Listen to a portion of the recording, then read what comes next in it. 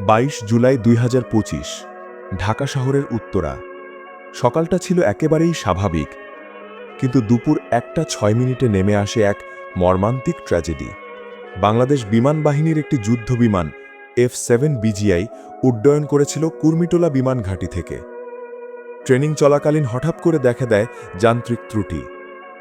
Pilot প্রাণপণে চেষ্টা করেন জনবহুল এলাকা এড়িয়ে যেতে, কিন্তু দুর্ভাগ্যজনকভাবে বিমানটি বিধ্বস্ত হয় উত্তরার মিলস্টোন স্কুল অ্যান্ড কলেজের ওপরেই।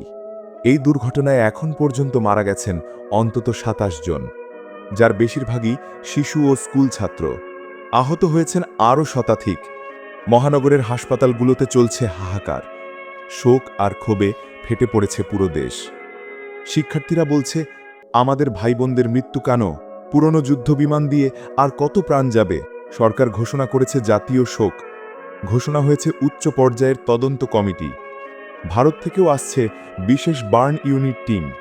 এ দুর্ঘটনা শুধু একটি খবর নয়, এটা আমাদের চোখে আঙ্গুল দিয়ে দেখিয়ে দিয়েছে নিরাপত্তার ঘাটতি কতটা ভয়ঙ্কর হতে পারে।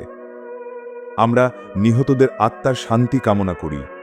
প্রশ্ন করি, আর কবে সচেতন হবে কর্তৃপক্ষ? ভিডিওটি শেয়ার করুন যাতে সকলের কাছে পৌঁছায় এই বার্তা।